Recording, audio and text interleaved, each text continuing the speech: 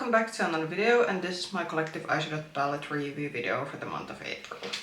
So welcome back, and today we'll be having my sort of bi-monthly collective eyeshadow palette review video, and in this video I think today we're going to be having 4 palettes. So usually we have in between 4 to 6 palettes per month, because that is usually the time that it for me takes up to sort of try out the palettes and sort of form my thoughts about them. So usually how I do my palette sort of reviewing is that they are in my sort of changing makeup rotation, which is usually like a 2-week time period, and within usually like 1-2 week period I'm usually able to try between 2 to 3 palettes. And of course it also depends how many palettes I am able to buy within 1 month within my makeup budget, because obviously from my makeup budget I also have to put money towards other makeup items, so I can't be just buying palettes. So that is why we are usually between the 4 and 6, but today, as I said, we're going to be having 4. And some housekeeping for this week. We're only going to be, this is the only long form video that I'm going to be posting. There might be some shorts coming, because I did actually make some palette orders, because Monolith Shop was having a sort of Easter sale during the weekend. I'm filming this on Easter Sunday, so probably when I will get in those palettes I will be posting the swatch shorts from those ones. But because the previous month or so has been quite busy for me, there was one of a bigger project that I had to finish sort of outside of YouTube in my sort of everyday life. So I'm quite tired and in need of a rest, so that is why during the Easter weekend I'm only going to be filming this video, and for the rest of the long weekend I'm actually going to be just resting and trying to get sort of my sort of life into a sort of more normal routine, because as I said, I've been a bit busy for the last month. But anyway, that's a bit of housekeeping and how we're going to be doing. And about the palettes, I do have to say that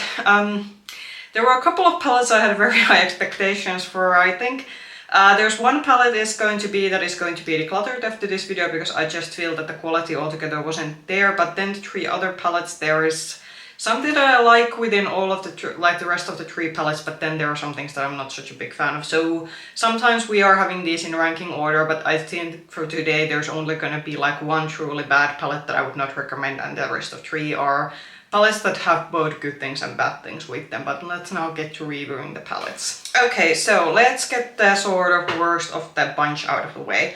So W7 came out with this new sort of plastic packaging see-through palette. So this is the Eye Moods Day to Night palette, and it took me a while to figure out, because W7 is quite notorious for known that they do a lot of dupe products. They do also have some like unique products that they're line, but they do a lot of dupe products, and especially with the eyeshadow palette. So the other one that came within the same series, that was obviously a dupe for the Natasha Denona Retro Glam palette. It was pretty obvious, but for me it took a while to figure out what is this trying to dupe, and I think the conclusion is that this is probably duping the Huda Beauty Pretty Crunch palette, because I was thinking that where have I seen these browns that are almost leaning towards more like purple, cool tone leaning realm, and then I realized that the Pretty Crunch is, I think, the only palette that I have seen that has at least somehow similar tones. I was comparing this to a couple of other Huda Beauty palettes. I was comparing this to Rose Quartz and Icy Nudes, and it was pretty obvious for me that neither of those, this didn't quite compare. But then when I watched images online, it was for me pretty obvious that okay, it's the Pretty Crunch, but this is missing the sort of black tones. But otherwise I do think this matches quite well.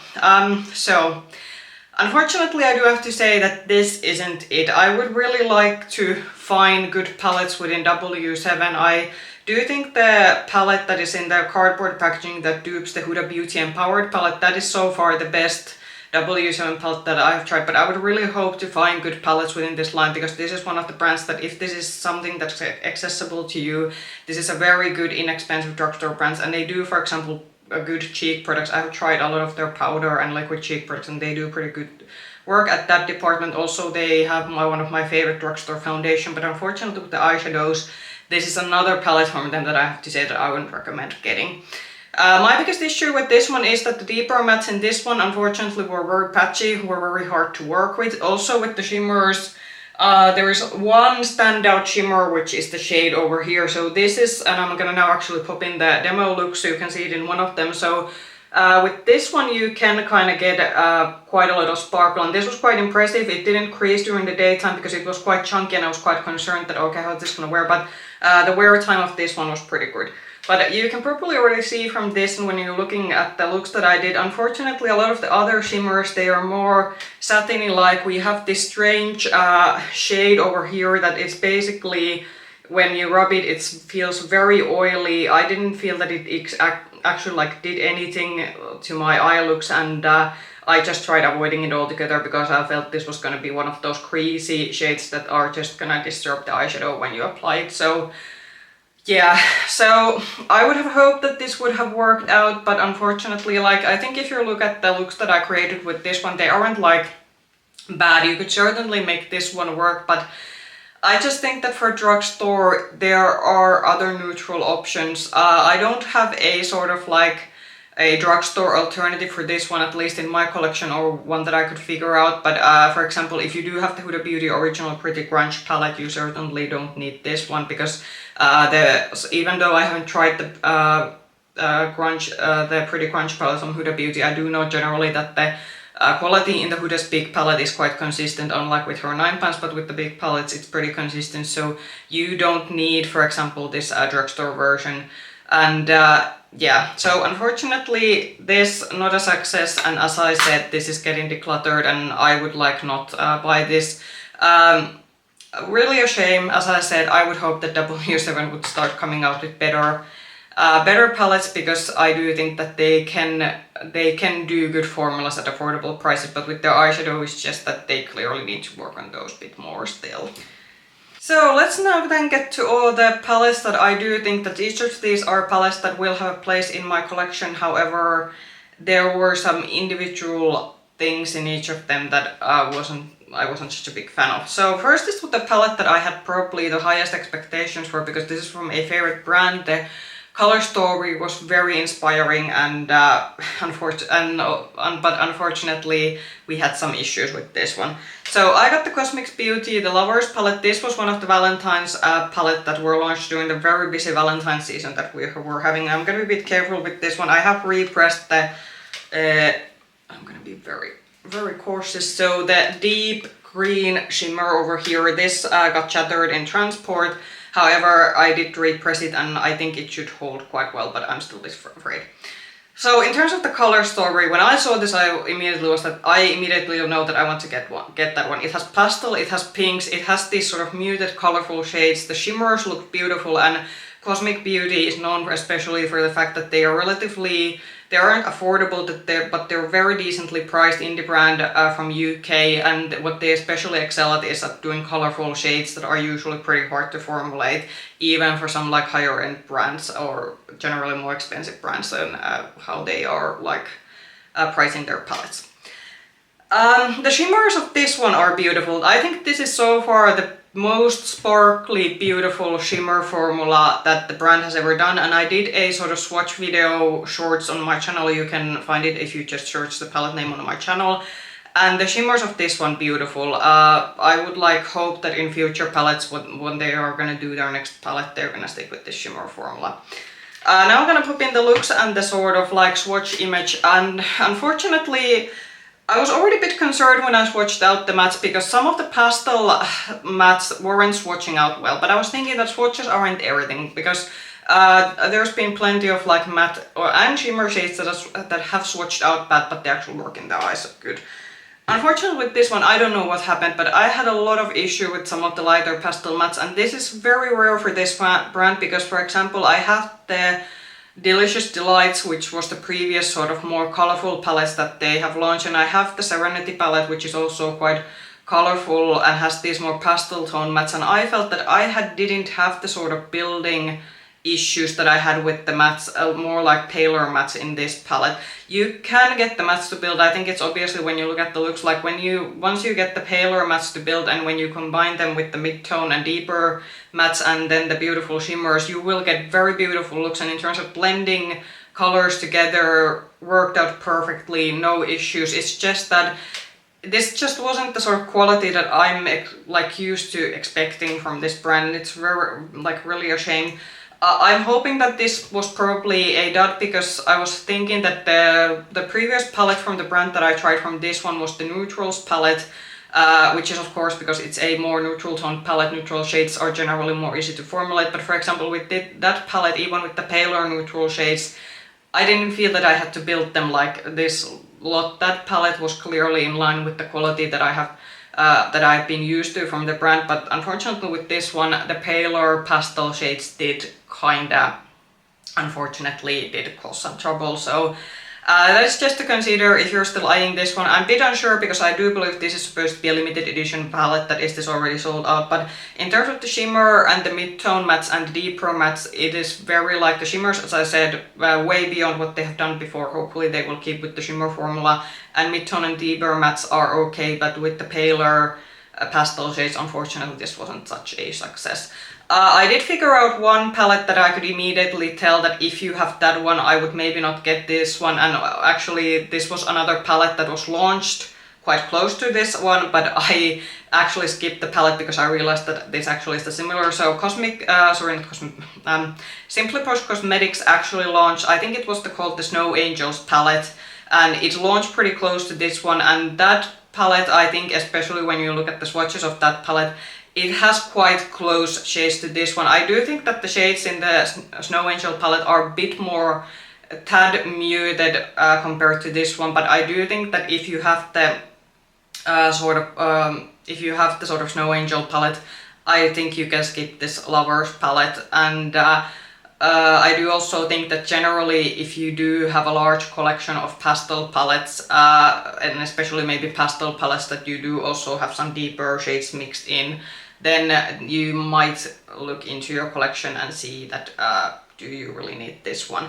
But with this one, I would definitely have to say with the Lovers palette, bit mixed feelings. I'm still gonna keep it in my collection because I do like the shimmers and I do think the rest of the matte shades work well, but it was really a letdown that the lighter pastel shades, pastel mattes don't work out, because though that's the kind of thing that this brand was known for originally, that they were able to formulate these sort of like shades that are usually like what other brands say that are formulate, but they were able to do, at least in their previous palette, this kind of pale pastels quite well, but without like asking for ridiculous prices. But hopefully this was a dud from them, and in next palettes we're gonna be seeing the same good quality that we have come to expect from this brand. And then a Glamlite palette. So Monolith Shop had, I think during it was already on their last month's launch, that they got some older Glamlite palettes at a sale price, and I did actually end up getting this one, and then there's the one Glamlite palette that is still in my rotation. That is actually a relatively new one. I haven't reviewed this one, but I was able to review the one that was in the sort of sale category. So this is the Glamlite Garfield palette, and this is definitely one of older Glamlite palettes, so this is how the palette is looking like. So this is obviously, when you look at it, a very warm, heavy palette. Like there's like one pop of this sort of very muted, I think navy blue, or muted pale navy blue or something, what I would call the blue shade in this one, but otherwise very, very warm leaning palette. I'm gonna straight out pop in the some of the demo looks and swatches. So swatch out, especially with the mattes, I was a bit concerned. This is one of the probably most hyped hyped but under sort of rated, because I don't think when this palette launched it got that lot of hype compared to maybe some other Glamlite launches, but actually a lot of YouTubers that have gotten this have said that this is one of the best quality that Glamlite has ever done. And because I was able to get it at a sales price, I was thinking that okay, well, let's throw that in, because I have been liking the Glamlite palette so far that I've gotten. So I was thinking that okay, since I could get this on offer, then let's try it out and see is it worth the hype. So even though, for example, the matte swatches in this one, they do look kind of wonky, I'm gonna be honest, I wasn't impressed with the matte swatches. The shimmers, on the other hand, like they swatch beautifully, and you can see from the looks that they performed beautifully. But with the mattes, even though they didn't swatch out beautifully, you can clearly, I think, see from the looks that they still performed very well. I have always said that I would recommend Glamlite for especially someone who is maybe dipping their toes into indie brands, because it is a more sort of, how would I say, buildable matte formula in terms of the fact that you can definitely build it to a full pigment, but it does have some bit more leeway compared to maybe some other indie brands, especially some that do these very punchy, colorful shades that give you a lot of pigment from the go. But I do think that the Glamlite formula is quite great in terms of the fact that it is a bit of a thinner matte formula, but it's still gonna build, and it's especially very easy to blend out and work with.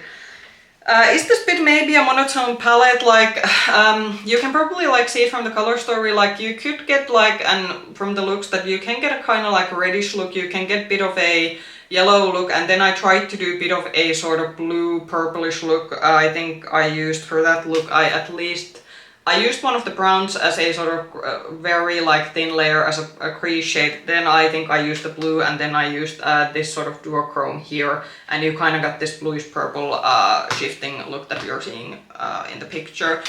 So you can get a bit variation with this one, but you definitely have to like your warm tones if you're eyeing this, and you are still able to get this. But in terms of the like quality of this one, the shimmers are very beautiful. I do have to say that the shimmer shades, I was very impressed for the fact that how punchy and sparkly each of the shimmers, they do have a bit of shift to them. It's not like super strong shift with Glamlite. You definitely have to consider, because they are more like a decently priced, and especially considering now that this is, I think in Monolith's website, this is on 30 euros, so you aren't gonna get like super shifty multi-chromes or duochromes, but they do have a bit of a shift to them, and generally the shimmers in this one were very just like punchy and sparkly, and you could definitely like notice them when you were wearing them.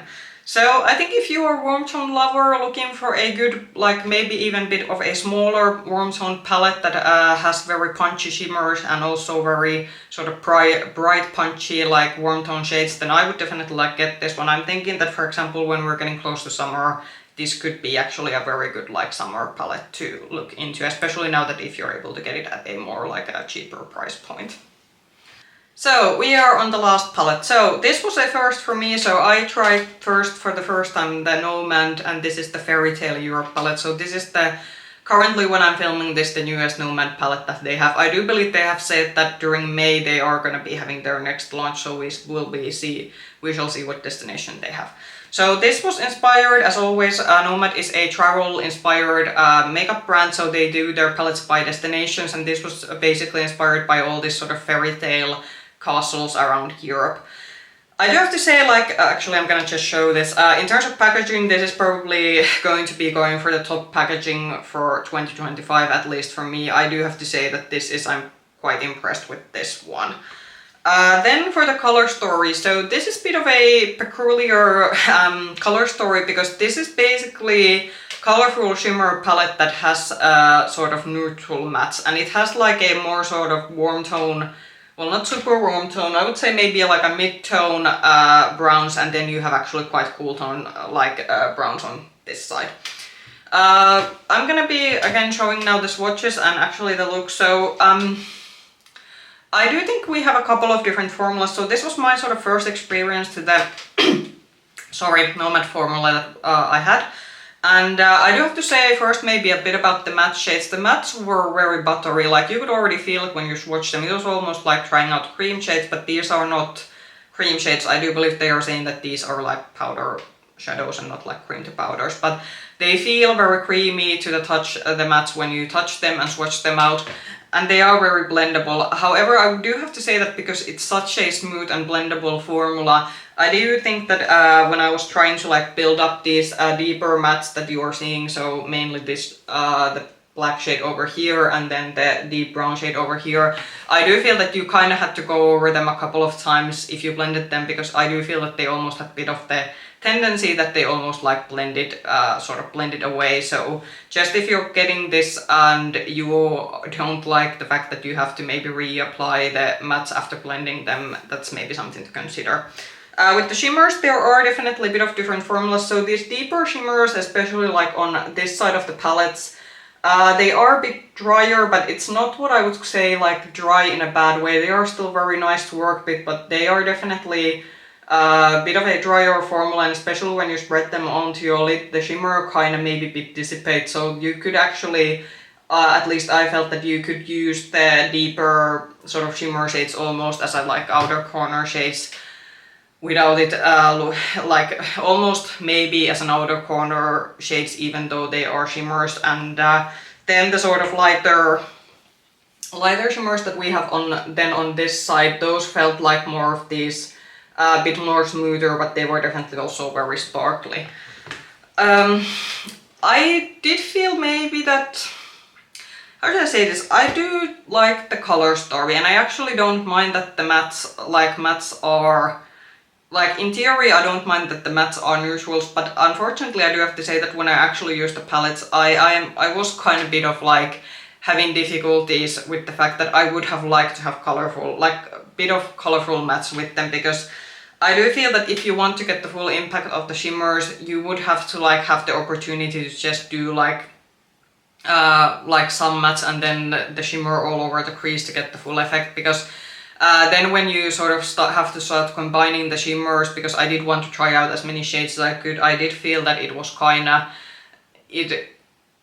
maybe like in one way maybe restricted my creativity, because I was like so focused on the fact that I wanted to try out and see how the shimmers work and try to combine them together, but combining them together I wasn't always like super happy with the end result, and it wasn't like, it was definitely, how should I say, an experience to trying to make this like palette work for me. But in terms of like the formulas themselves, there isn't anything bad about the formulas. As I said, the mattes are very buttery, they are very easy. I do think this is a very beginner-friendly palette.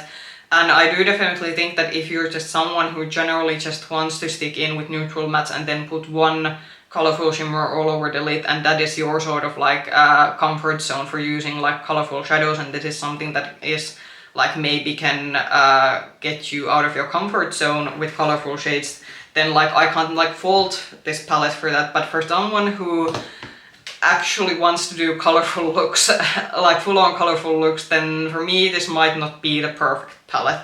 Am I going to keep this around still? Yes, I will, and I do think that what I will be doing when I get this back in my rotation is that I will be digging out some of my more, because I do have a couple of, for example, Cosmic Beauty palettes that are very matte heavy. So I think, for example, this would be a good palette to combine with. I'm thinking about the Delicious Delights, for example, which was their summer palette a few days ago, which is basically an all-around rainbow palette.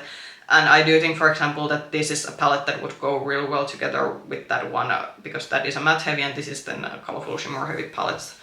But yeah, I am a bit 50-50 about this one, but I do want to keep this around because I generally, as I said, in terms of like the formulas individually, the shimmer formulas are beautiful, the matte formulas are beautiful, but just for my sort of user preferences, this maybe wasn't the like most ideal thing. But I'm still happy I tried this, because now I do know what the Nomad like sort of formula is good, and I am now excited to see what is their next palette like, because I would really like to try another palette from them. But it was a good experience now to know that what kind of palettes I will be looking from them from here onward. But those were the palettes that I had for this month, and I do have to say it was quite interesting.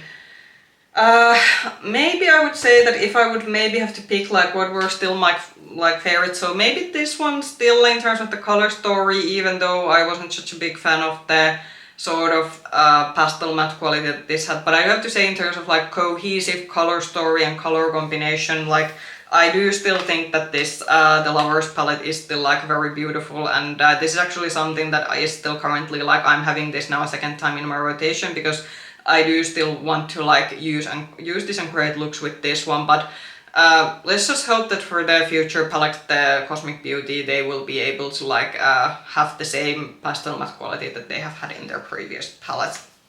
But yeah, aside from the W7 palette, as I said, the Glamlite Garfield palette and the Nomad Fairy Tale Europe palette, each of those also had pretty good things going on for them, and as I said, the W7 palette is the only thing that's gonna be decluttered. So I do think overall we had a pretty good palette month, because there's like only one palette that I am decluttering after this video.